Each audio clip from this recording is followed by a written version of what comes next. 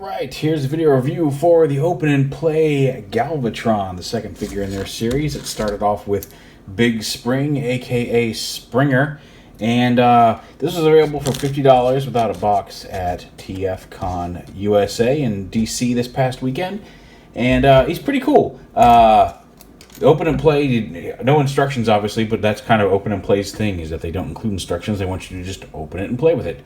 And as of right now, that it works on the two figures from them I have. He does borrow a few design elements from Titan's Return, or Combiner Wars, or Titan's Return Galvatron. But he also has a lot of things unique to him as well. It's not entirely that engineering, and he's fun for what he is. Like he's big, he's easy to transform, and he's a fun little Galvatron. Here he is in his laser cannon mode. He does not have a jet mode.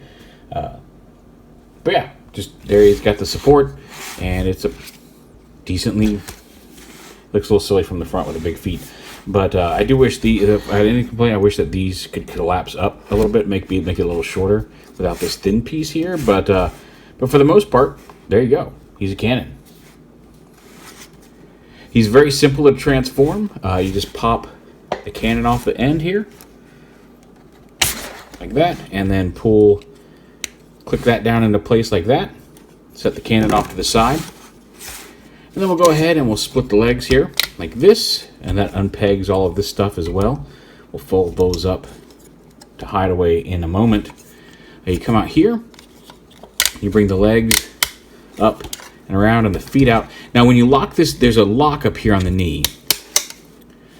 You'll see right here, this little spring locks the knee into place. And this joint into place. This is some people were complaining about this is super tight. It's a little tight. Maybe I got lucky with a good one, but it is on a spring. You do have to push this over before you can unlatch the knee there, and it'll lock itself into place. But then this panel, you just leave that kind of folded up like that, and then this panel folds up and completes the leg. And bring the foot out. I'll go ahead and bring this down. Rotate it. Actually, we've got them backwards. This is actually the front of the waist here. Rotate these around. That'll latch into place. Bring the foot down. I don't know what that's catching. There we go. And then fold this panel into place here. There we go. And the legs are done. We're going to go ahead and take this piece right here, lift it up, and now we can rotate the waist assembly around at the waist. Let's go ahead and get this armature out of the way. Bring these shoulder pieces up and rotate the side of the chest and abdomen up like that, and then just kind of fold that down. Same on this side.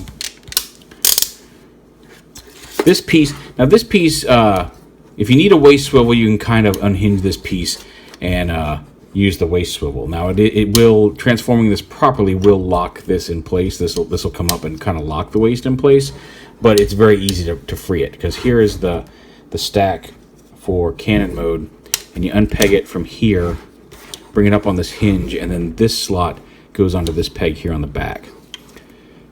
So you can do it like this, although knowing that will lock the waist in place. Although if you all you have to do really is untab that, and you get your waist swivel back.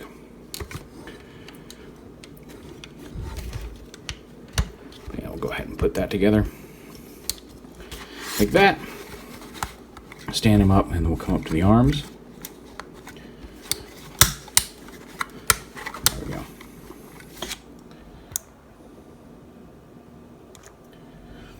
And the arms are very simple. You just fold the treads onto the back of the arm, bring the forearm down, pop open the side panel, and then use the little tab here to flip his hands up.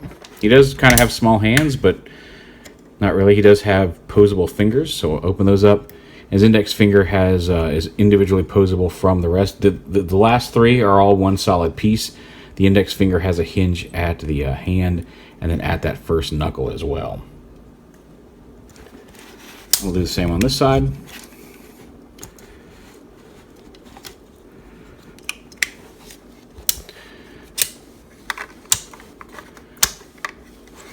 And then the head you have to open up the chest, and do note that the whole front of this collar comes off. Some people are trying to pry it open here at the front of the collar. You do need to pull like the whole front half of the chest, and that can be a little difficult the first couple times you do it. It's a lot easier here going from alt mode to robot than with the robot head in the way, but you pull that whole assembly out, and then you just flip his head out, which is not a headmaster. It's actually a really nice sculpt on the head.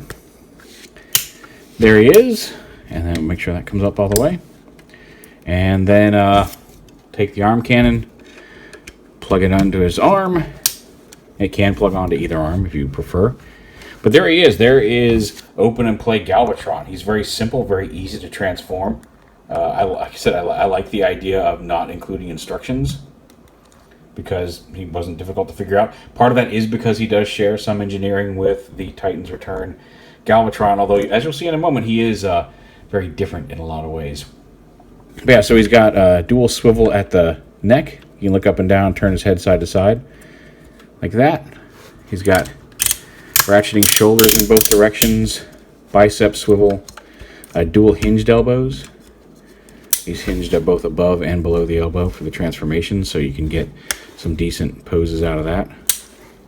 Although it's a little difficult to get it much further. It does come out a little bit when you bend the arm forward. He does have wrist swivels, and then the posable fingers, like I mentioned.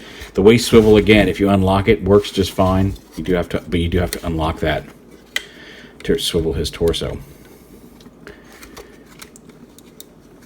These hip pieces move out of the way.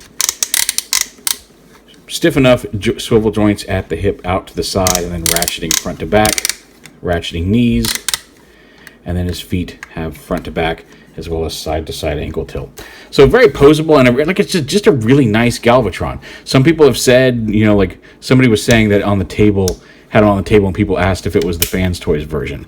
And visually, he looks, especially like when you're not right up on him, he looks that nice. It's a wonderful, I did add the Reaper label myself, but he's a wonderful Galvatron sculpt. Now, picking him up in hand, he is, like I said, he doesn't have the die cast. He is plastic, and he's a little lighter than you would think picking him up. Not super light, but when you see a figure this size, you're so used to them being with die cast and heft and stuff, and he's a little lighter than that, but not in a, oh my god, this is a cheap plastic way. He's there.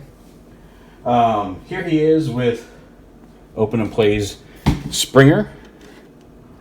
To give you a size comparison there, a little bigger, a little beefier, and that's fine.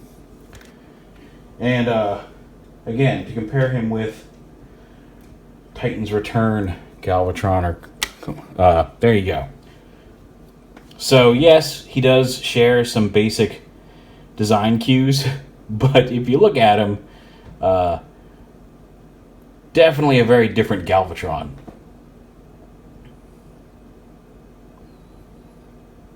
I'm happy with it. I'm glad I picked it up. They were available at TFCon. I'm sure they'll be available online soon. Like I said, it was $50. I don't know if that price is going to change online.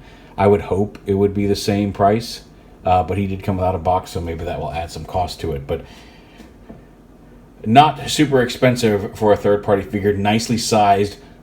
A very decent representation of Galvatron. He's not, like I said, you pick him up, he's not going to feel as hefty or, you know, shiny. He doesn't have that die cast quality that some of the other third-party Masterpiece figures have. It doesn't, like I said, you put it next to Fans Toy Sovereign, you're going to feel a difference between the two, but there's also a giant price difference in those two. And this guy's a really, like I said, he really is a great Galvatron. I'm very happy with that pickup.